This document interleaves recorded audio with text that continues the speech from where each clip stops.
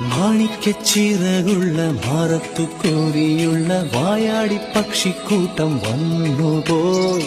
കാടൊന്നു കാണാനായി കൂടൊന്നു കൂട്ടാനായി ആകാശപ്പുഴ നീവി കുതിച്ചുപോയി.